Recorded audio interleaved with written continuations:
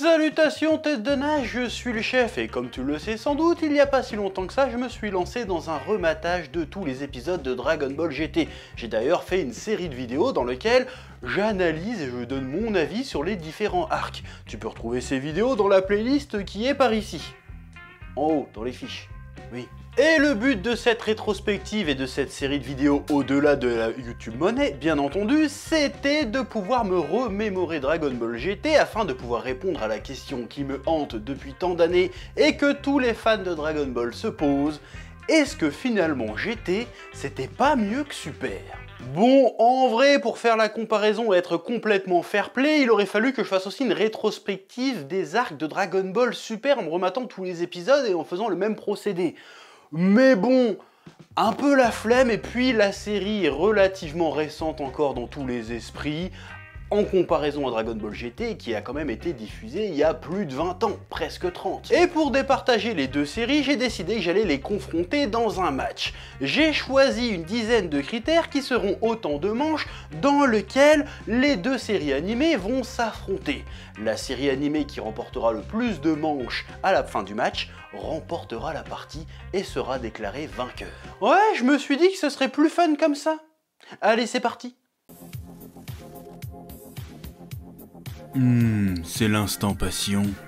Je vais détruire cette ville. Et toi, le monstre? Ici, à toi de te battre. Au lieu de tout détruire, pourquoi tu jouerais pas plutôt au jeu mobile One Punch Man The Strongest? Mais qu'est-ce que c'est? Vous connaissez tous Saitama, le héros de l'anime phénomène One Punch Man, qui est tellement puissant qu'il terrasse tous ses adversaires en un seul coup. Oh, j'adore cet animé. Et bien aujourd'hui, vous pouvez revivre ses aventures dans le jeu mobile One Punch Man The Strongest. Il s'agit d'un RPG au tour par tour supervisé par la Shueisha qui reproduit le plus fidèlement possible les batailles héroïques de l'anime d'origine. Le jeu vous permet de constituer une équipe autour de Saitama, le personnage le plus fort, pour faire face aux nombreux désastres et vilains de cet univers. Que ce soit des héros ou des super vilains, assemblez-les, formez des combinaisons et des stratégies pour avoir la meilleure équipe possible. Il y a un très large panel de personnages directement issus du manga, évidemment Saitama, Genos, Tatsumaki, Vitesse du son Sonic, Boros, etc. Chacun avec leur propre skill pour un total de plus de 60 persos jouables. Et en plus, le casting vocal est le même que dans l'anime original. Mais ça a l'air vachement fidèle. Lors des combats, chaque personnage apporte une compétence utile. Par exemple, Genos peut booster la vitesse des autres personnages, d'autres augmentent la défense ou l'attaque. Bien évidemment, Saitama n'est utilisable qu'une seule fois par match, sinon ce serait trop facile. Et pour pouvoir l'utiliser et terminer l'ennemi, il faut utiliser les skills des autres persos de notre équipe pour remplir la jauge de Saitama. Donc il faut choisir le bon moment pour l'utiliser. Outre les campagnes PvE habituelles, vous pourrez également profiter de modes de jeu tels que l'arène de l'association,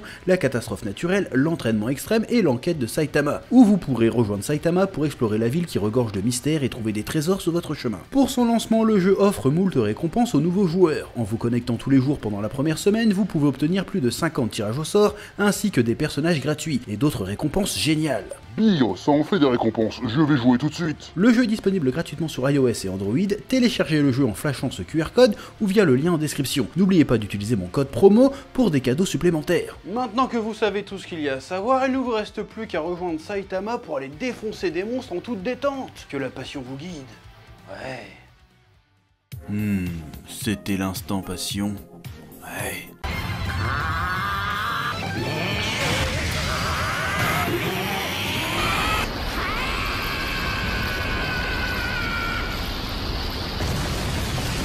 Hop, mais avant, on va acheter le tome 1 de mon manga Arena chez Vega Dupuis, disponible dans toutes les bonnes librairies, et évidemment aussi commandable en ligne sur Amazon, Cultura, Fnac, tout ça, le lien est dans la description. Que la passion te guide. Oui. Rune 1, plot de base. Alors, qu'est-ce que j'entends par plot de base? Eh ben, tout simplement l'idée, le prétexte que la série a trouvé, que les séries auront trouvé pour relancer l'histoire. C'est-à-dire l'idée de départ qui justifie l'existence de la série. Pour Dragon Ball GT, c'est ceci. Goku se fait rajeunir par des Dragon Ball secrètes défectueuses utilisées par son ancien ennemi Pilaf, qui s'éparpille aux quatre coins de l'univers, et il a 1 an pour les rassembler, sinon la Terre va exploser. Pour cela, il part avec Trunks et sa petite fille Pan à travers la galaxie. Pour Dragon Ball Super, c'est ceci. Après le combat contre Buu, la Terre connaît une période de paix. Cependant, le dieu de la destruction, Beerus, vient de se réveiller d'un sommeil de 39 ans avec l'intention d'affronter le Super Saiyan divin, le guerrier légendaire dont parle une ancienne prophétie exprimée par le poisson oracle. Beerus va faire la bagarre avec Goku, blablabla, tu connais la suite. Alors pour le coup, je trouve que c'est très difficile de départager les deux séries, parce qu'en fait, Dragon Ball GT de par son plot de base, son idée de base, sa prémisse, nous indique très clairement une volonté de retourner aux sources de ce qu'était le Dragon Ball des origines, c'est-à-dire de l'aventure et de l'humour. Tandis que le plot de base de Dragon Ball Super annonce une vibe plus DBZ-esque, c'est-à-dire des combats dantesques et de la transformation. En fait, le plot de base que tu vas préférer, ça va dépendre un peu de ce que t'aimes le plus, de quel aspect tu aimes le plus dans l'univers Dragon Ball. Si t'aimes plus la baston, tu vas être plus attiré par le plot de DBS, et si t'aimes plus l'aventure et l'humour, tu seras plus attiré par Dragon Ball GT. Moi, j'aime autant ces deux aspects de Dragon Ball l'un que l'autre. Donc pour le coup, on va pas se prendre la tête, je vais leur donner un petit ex-aequo pour commencer. Oui. Round 2, la temporalité. Je pense qu'il est intéressant d'aborder la différence de temporalité entre les deux séries, c'est-à-dire à quelle époque elles se déroulent. Dans l'absolu, si l'on fait fi de nombreuses incohérences, les événements de DBS se déroulent avant ceux de DBGT, mais on le sait aujourd'hui que DBS a officiellement décanonisé Dragon Ball GT, et a en plus l'immense avantage d'avoir été directement développé avec Akira Toriyama, ce qui n'est pas le cas de DBGT. Ceci étant dit, Dragon Ball Super a aussi un énorme boulet à traîner question temporalité. Vu qu'ils ont choisi de concentrer tous les événements de la série entre la victoire face à Boo et l'épilogue du manga, donc la série ne peut pas se permettre trop de folie, parce qu'elle se doit de maintenir un semblant de cohérence à ce niveau. Et entre nous, absolument personne n'a demandé à voir ce que les personnages ont vécu durant l'ellipse de 10 ans. Le manga et l'anime étaient très clairs là-dessus d'ailleurs. Il y a eu 10 ans de paix, point. Du coup, Dragon Ball Super fait un peu mentir la fin du manga. T'imagines? Le spin-off, la suite, l'animé décanoniserait la fin du manga. Ça n'aurait aucun sens. Mais ces bâtards, ils en seraient capables. Hein. Faut toujours se méfier. DBGT n'a beau ne pas être canon, tout ce qui s'y passe n'abîme en rien la continuité de l'œuvre de base et n'est pas limité par une quelconque échéance temporelle. Et on pense ce qu'on veut de DBGT, au moins la série a essayé de répondre aux questions qu'on avait à la fin de Dragon Ball Z. Si l'objectif de départ de Dragon Ball GT était de revenir aux sources de Dragon Ball avec de l'aventure et de l'humour, la série était paradoxalement beaucoup plus tournée vers le futur de l'univers Dragon Ball, alors que Dragon Ball Super se retrouve déchiré entre proposer de la nouveauté et refuser de réellement avancer. Donc pour ce round, je vais mettre DBGT devant, parce que finalement la fin de DBS, on la connaît, bordel. En plus, on comprend pas trop, c'est une suite, c'est un préquel, c'est un spin-off, on sait pas ce que c'est en fait. Donc c'est chiant. Round 3, extension de l'univers et la mythologie.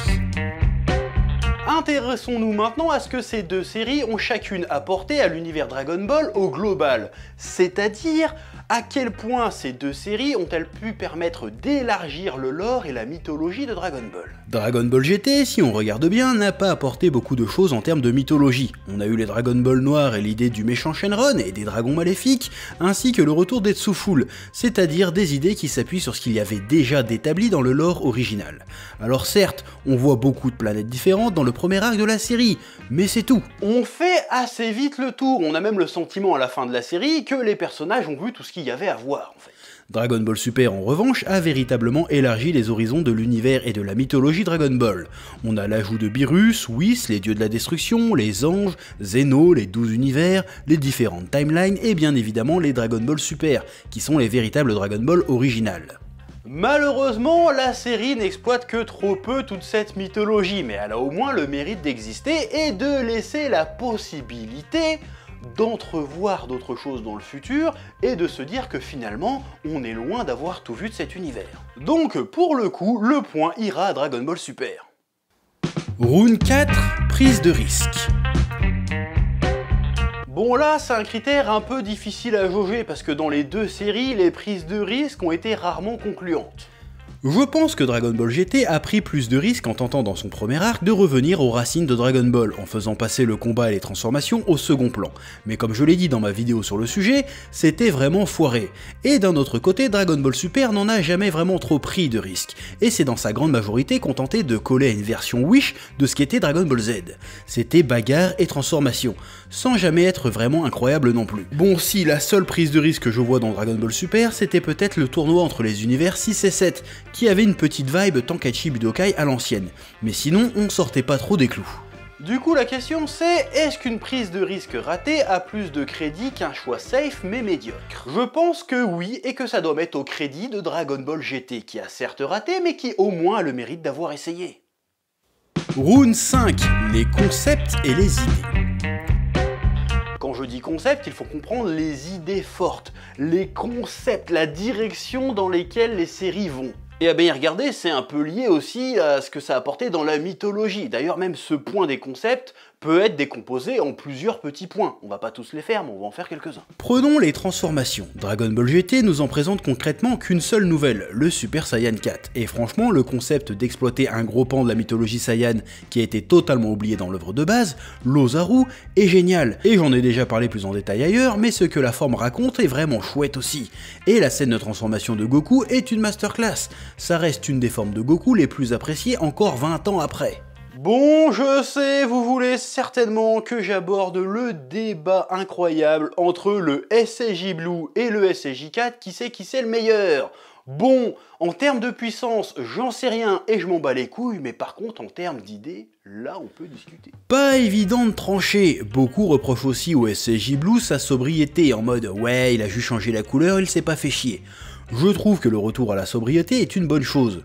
Frérot, le SSJ4 a la classe, mais regarde comment son design est complexe. Le souci du manga de base, c'est que plus on avance, plus les designs des Super Saiyan deviennent too much et tournent presque au grotesque. Théma à la tronche du SSJ3, pourquoi tu crois qu'on a si peu vu cette forme depuis ? Suffit de regarder les fanarts Dragon Ball GT qu'il y avait à l'époque sur le net. Tape SSJ5 ou SSJ10 sur Google et ose me dire que les designs ne sont pas grotesques. Non, franchement, changement de couleur, c'est simple et efficace. Même l'Ultra Instinct, l'idée derrière et le look simple fonctionnent de ouf. Ceci étant dit, le problème de Dragon Ball Super, c'est la surabondance de nouvelles formes. Parce que si tu pars sur la sobriété sur 3 ou 4 formes, ok, mais si tu en balances 15, ça redevient grotesque. Et le plus gros problème des transformations dans DBS, c'est que la plupart ne racontent rien, et surtout, elles ne sont pas impactantes. À part la première apparition de l'Ultra Instinct, le reste est un peu osef quand même. J'aime l'idée du SSJ4 et je comprends parfaitement l'intention graphique derrière le SSJ Blue. Malgré ça, je vais quand même donner le point à DBGT. Un autre truc à prendre en compte lorsqu'on parle de concept, c'est les idées de scénario. Par exemple, le tournoi des pouvoirs dans Dragon Ball Super était une putain d'idée. On sortait des tournois classiques pour faire une giga battle royale avec, semblait-il à l'époque, un véritable enjeu. Il y a eu aussi le délire des timelines parallèles et des anneaux du temps, qui même si assez confus, étaient plutôt bien vus. Mais à côté de ça, la série s'est contentée le reste du temps de faire revenir des anciens ennemis. De son côté, la seule véritable trouvaille dans Dragon Ball GT a été l'arc des dragons maléfiques.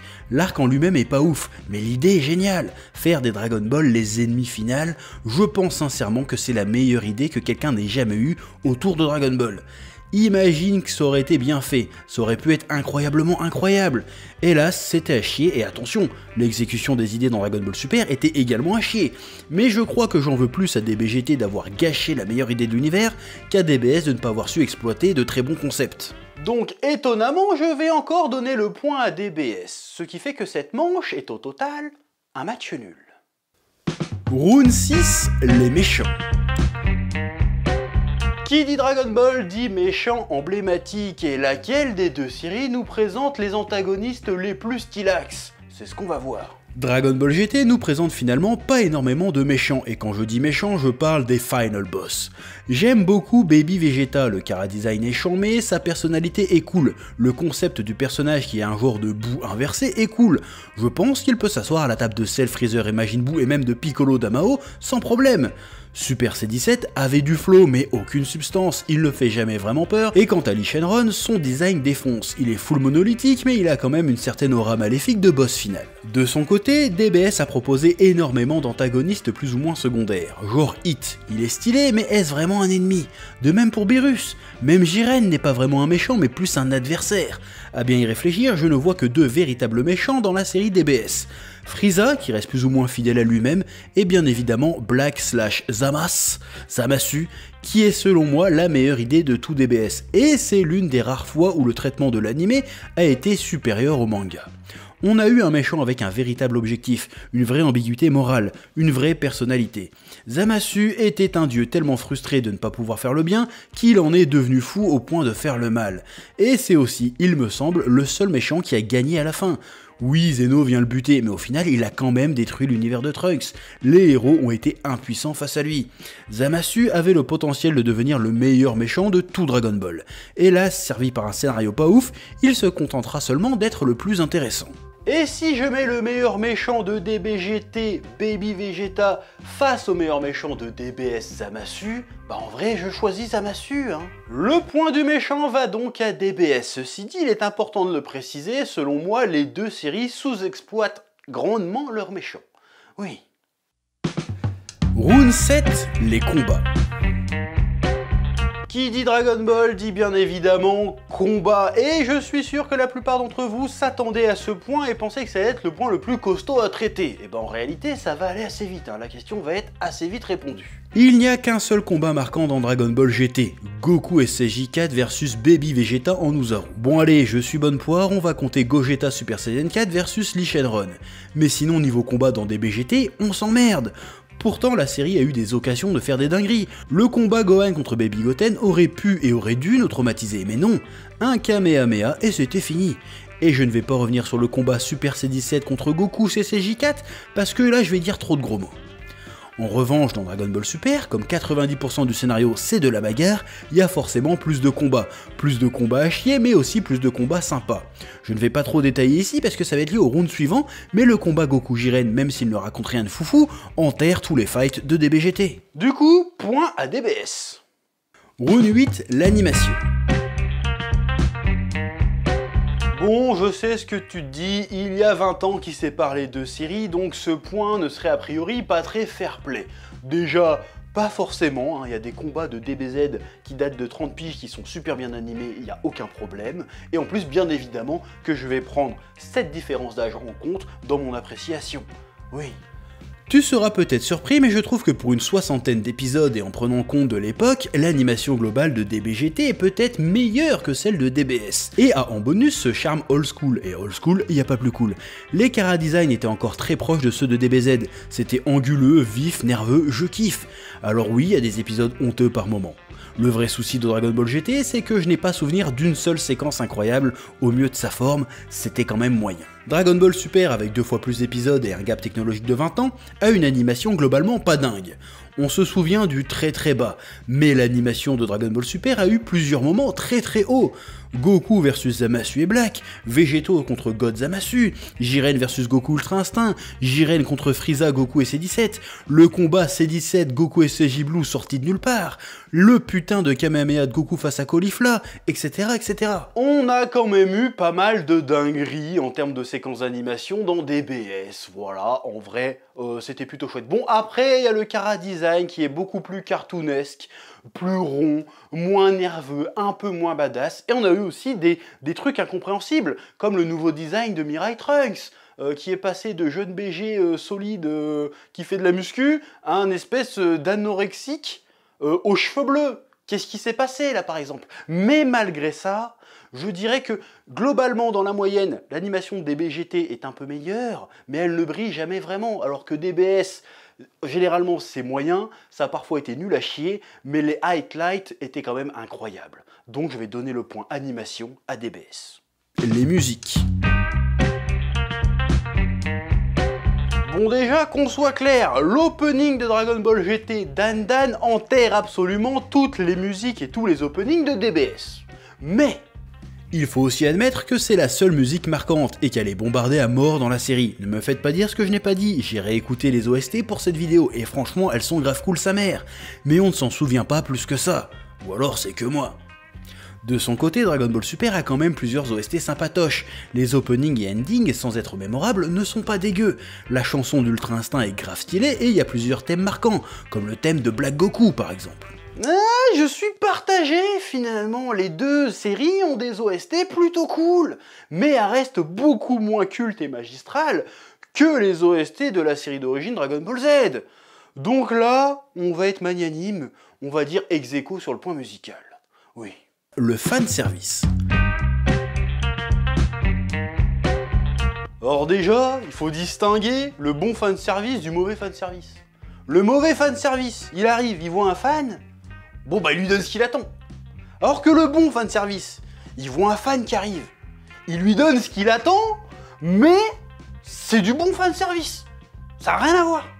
Bon, plus sérieusement, je pense que niveau qualité de fanservice, les deux séries sont décevantes. Mais là où DBGT se contentait de petits caméos et autres easter eggs dissimulés par-ci par-là, Dragon Ball Super était beaucoup plus franc du collier sur la question. Ils ont fait revenir Frieza, ils ont fait revenir Mirai Trunks, ils ont fait revenir Végéto, ils nous ont ressorti Mystic Gohan, ils ont même fait des trucs que personne n'avait demandé en faisant revenir le commando Ginou, C17, OP comme jamais, d'où ça sortait, et le mindfuck total de Calais en Broly féminin.